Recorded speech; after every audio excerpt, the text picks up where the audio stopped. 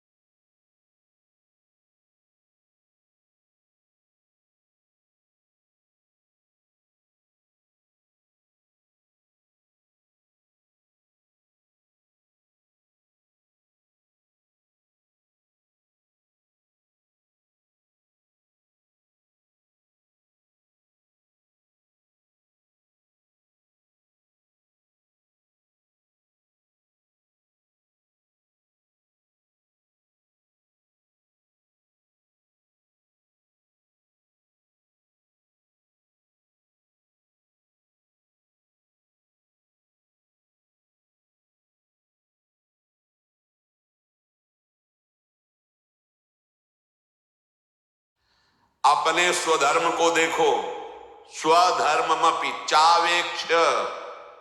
तुम्हें अपने स्वधर्म की तरफ देखकर कांपना नहीं है, डरना नहीं है।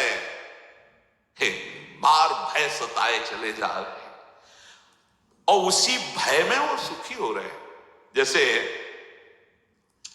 एक आदमी है, उसकी सारी संपत्ति बेटों ने ले ली है, घर से पीट कर बाहर निकाल दिया है, उसको संत मिल रहे हैं, कह रहे हैं भाई आप दुखी मत हो, आओ आ जाओ, जैसे सब पाते हैं, आप 4 रोटी पाना, राधा राधा रटना। अगर आप कृपा कर सकते हो या कोई आपके पास बड़े अधिकारी है तो उनसे कहाकर हमारे बच्चों को समझा दो कि वो हमको घर में रख ले।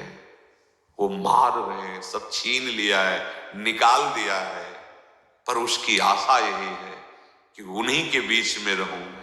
कैसा मोह हो, कैसी ममता, उसकी बुद्धि कैसी आ सकता है, वो अब भी नहीं समझ पा रहा है कि अब आखिरी समय आ रहा है, चलो वृंदावन वास मिलता है, हमें भोजन मिल जाएगा, हमें भगवान नाम सुनने नहीं राजी है। वो कह रहा है अगर आप में सामर्थ्य है, आपकी कोई सामर्थ्य वाले मिले तो ऐसा कर दीजिएगा कि हमारे बेटों को भयभीत कर दी, वो मुझे वहीं रख ले, मैं उनको देख कर जीना चाहता हूं। ये है प्रचंड भगवान की माया। बड़े भाग्यशाली हो जो ममता पर अंकुश लग रहा है, राग का नाश हो रहा है। आप कोई खिलवाड़ समझ रहे हो? अरे नाव में बैठे हो इसलिए पता नहीं कितनी गहराई, कितनी बाधाओं को आप पार करते हुए चले जा रहे हो। नाव में बैठे हो ना। श्री हरिवंश प्रताप नाम नौका निज केवल, स्वधर्मम अपि चावेक्ष न विकंपितुमर्हसि।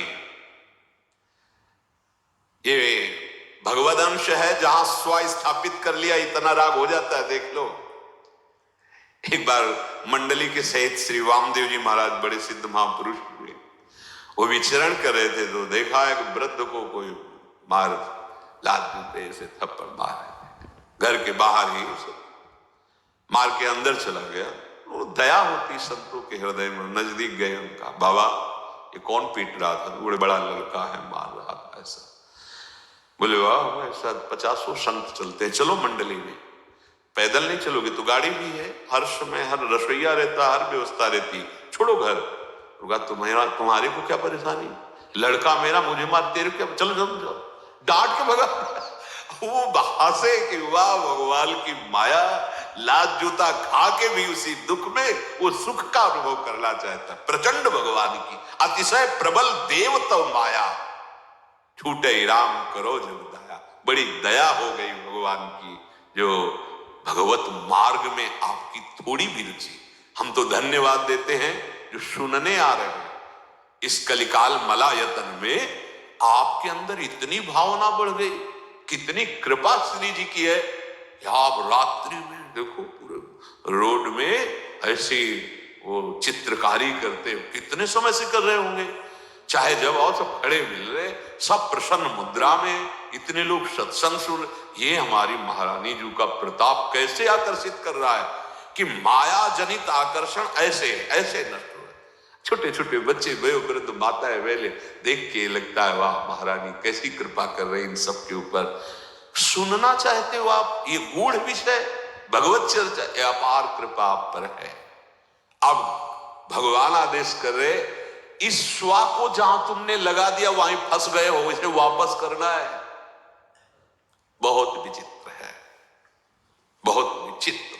जहां स्वा को स्थापित कर दो, स्वा को स्थापित कर दिया भोग में लगा कि परम सुख, साफ बुद्धि भ्रष्ट। स्वा को स्थापित कर दिया ममता में, स्वा को स्थापित कर दिया इंद्रियों में। जहां जहां देखो ये स्वा, बहुत सावधानी से स्वा को लगाइए। नहीं, यही स्वाबंधन है। स्वा ये स्वजन है, ये स्वधर्म है, ये स्वा ये अपने हैं, ये मुझे चाहिए। परमात्मा का अंश है तू, जहां स्वा लगाएगा बंध जाएगा। बिल्कुल सावधानी, बिल्कुल। इसीलिए हम सबसे प्रार्थना करते हैं कि सबकी सेवा करो, परिवार में रहकर, माता पिता भाई बंधु अतिथि रिश्ते नातेदार। किसी से द्रोह नहीं सिखाता परमार्थ, पर ममता किसी से मत करो। सब में एक भगवान को देख के करो, मुक्त हो जाओगे। वही करना है जो तुम कर रहे हो, बस अंदर केवल भगवान को देखो, अधर्माचरण मत करो। उसी गृहस्थी में रह के निकल जाओगे, ममता की तो फंस जाओगे। जब इस शरीर में स्वा रख दिया तो देखो, जागृत स्वप्न हर समय हम माला नहीं जपते, पर ये है मैं पुरुष हूं। सो के जगह तो कोई याद नहीं करना, पुरुष हूं। पूरा का पूरा ये स्वा इसमें रखा हुआ है। मैं पूरे जीवन यही लगता है, मैं स्वा रख दिया शरीर पे। अब शरीर ही सब, बस कैसे इसको सुख मिले, कैसे इसको सजाऊं, कैसे स्वस्थ रहे, कैसे इसको सम्मान मिले, बस स्वा शरीर पे रख दिया। शरीर स्वधर्म बन गया। स्वा को वर्ण में रख दिया, वर्ण जाति में। किसकी जाति? ये पांच भौतिक है, आत्म तत्व सबके। किसकी जाति? सबका। ये जो है पांच भौतिक शरीर, एक इन्हीं पांचों तत्वों से बना है। किसका? बिलक क्या है? छोटा कौन है, बड़ा कौन है? कुछ पांच भौतिक तत्व में ऐसा होता कि एक तत्व इसमें कम कर दिया गया इसलिए छोटा है, नहीं। जितने भूत रचे गए, शरीर रचे गए हैं प्राणियों के, ये पांच भूतों से हैं। पंच तत्व से ही, पंचभूत तत्व से ये रचा हुआ है। आत्म तत्व सबका विनाशी, भगवद अंश सबका, मतलब वो है एक। फिर क्या है? तो बोले स्वा को वर्ण में रख दिया, जैसे शरीर में रख दिया स्त्री, मैं पुरुष, मैं, तो वर्ण में रख दिया। अब उसका स्वधर्म वर्ण बन गया। कोई स्वा को रख दिया, मैं शिक्षक हूं तो मैं उपदेष्टा हूं। कोई स्वा को रख दिया, मैं नौकर हूं। कोई स्वा को रख दिया, धन पे मैं धनी हूं। कोई स्वा को रख दिया, मैं पति हूं। कोई स्वा को रख दिया, मैं पिता हूं। कोई स्वा को रख दिया, मैं माता हूं। स्वा को जहां जहां रख दिया, इसको रख दिया मतलब फंस गए। कर्तव्य कर्म करो पर स्वरूप में रहो, स्वरूप में। ये बाहरी स्वा में, बाहरी इनमें स्व स्थापित मत करो। हमसे गलती यही हो गई कि बाहरी में हमने स्थापित कर दिया स्वा को। इसी स्वा को वापस लौटाना है। सबकी ममता ताग बटोरी। बहुत सरल भाषा में गोस्वामी जी कह रहे हैं, जननी जनक बंद सुतदारा, तन धन धाम सुहृद परिवारा, सबकी ममता ताग बटोरी, मम पद मनहि बांध बर डोरी। वापस करो स्वा को, तभी भगवत प्राप्ति होगी। तात मात सुत दार देह में मति अरुझय मति मंदा, हित किशोर को होय चकोर तू लख वृंदावन चंदा। सुत बनितादि जान स्वार्थ रत ना करुणे सभीते, अंत तो ही तजेंगे पामर तू न तजय अबहीते, मन पछतई है अवसर बीते। महापुरुष जन जो कह रहे, ममता नहीं, भगवत भाव कर का और सेवा करो, खूब पवित्र आचरण, विनम्र होकर। ममता नहीं, ममता श्यामा श्याम के चरणारविंद में, और सब को भगवत स्वरूप मानकर कोई बंधन नहीं। हम क्या करते हैं, भगवत स्वरूप मानते ही नहीं, ममता कर बैठते हैं। किससे? शरीर से। शरीर से ममता कर बैठते हैं, ये नाशवान है। आत्म तत्व को जानते नहीं, क्योंकि अज्ञान भरा हुआ है, दुर्गति पक्की हो जाती है। सब लगे तो इसी में, परिवार पोषण में ही तो लगे, फिर भगवत प्राप्ति क्यों नहीं होती? क्योंकि भगवत भाव से नहीं कर रहे, ममता शक्ति अहमता से कर रहे। मेरा घर, मेरी पुत्री, मेरा पुत्र, मैं, ये माया का। और ये नाथ सकल संपदा तुम्हारी, मैं सेवक समेत सुतनारी, ये हो गया भगवत प्राप्ति। बात तो ही थी, पाना तो है ही है ना। रसोई बनी, सीधे पाने लगे। आगे भगवान गीता जी में वर्णन किए हैं, मेरे को अर्पित किए बिना जो पाता है वो पाप पाता है। अर्पित किया, पाना आपको ही है, अब वो प्रसाद हो गया, वो सब दुखों का नाश करने वाले बन गया। प्रसादे सर्व दुखा नाम हानि रस्य उपजाए। बस समझना है, स्वा को जहां जहां समर्पित किया उसे वापस करना है। ममता हटाने, सबकी ममता ताग बटोरी। यदि मुक्त होना चाहते हो, सुखी होना चाहते हो, सच्चिदानंद में मगन होना चाहते हो, तो ये काम सदगुरु आपका सहयोग करेंगे, पर करना आपको पड़ेगा। ममता आराध्य देव के चरणों में, आसक्ति आराध्य देव के चरणों में, और प्रीति सबसे, सब जीवन सो प्रीति, पर रीत निभाहता अपनी। सबसे प्रेम में व्यवहार, पर संबंध अंदर से किसी से नहीं। संबंध नाते नेह राम के मनियत सुहृद सुसेव्य जहालो। जितना भी रिश्ता नाता संबंध है, मेरे प्रभु के जन है, मेरे प्रभु इनके हृदय में बैठे, बस मुक्त हो जाओगे बहुत सरलता पूर्वक। भगवान कहते हैं, अगर स्वधर्म को लेकर देखा जाए तो अर्जुन तुमने छात्र धर्म में स्व लगाया है। अब तुमको अपने इस धर्म से विमुख नहीं होना चाहिए, जैसे तुमने गांडीव धनुष रख दिया और कांप रहे हो। धर्म्याध्य युद्धाच्छेयोन यत् क्षत्रियस्य न विद्यते। धर्म में युद्ध से बढ़कर इस समय तुम्हारे लिए कोई परम कल्याण का कार्य नहीं। अर्जुन ने पूछा भी था कि मेरा परम कल्याण किसमें होगा, ये धर्म में है। 7वें श्लोक में पीछे प्रार्थना की थी कि आप मेरे निश्चित श्रेय कल्याण की बात कहिए, तो भगवान आदेश कर रहे कि तुम अपने कर्तव्य का पालन करो। कर्तव्य भगवान की बहुत बड़ी पूजा है।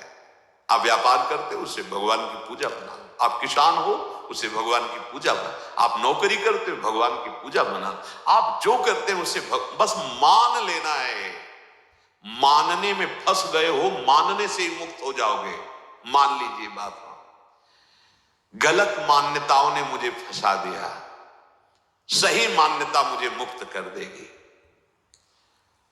तुम्हें अपने धर्म से, कर्तव्य कर्म से कभी विचलित नहीं होना चाहिए। अब सबका सार समझ लीजिए। इन शरीरों के राग से मुक्त होना बहुत कठिन है। इसलिए कठिन है कि बार बार अनेक जन्मों में हम हर शरीर में राग करते चले आए, तो हमारे मन बुद्धि इंद्रियों का ऐसा अभ्यास बन गया है कि देखो, आप देखो ना, आप क्रियाओं के समय देखो आप कि आप करता है या आप दृष्टा है। देखना, भोजन पाते समय, शौच के समय, लघु शंका के समय, जो भी क्रियाएं भी कर रहे हैं, उस समय आप होते हैं। आप मैं बहुत दृढ़ हो गया शरीर राग। बहुत कठिन है आत्म तत्व का बोध।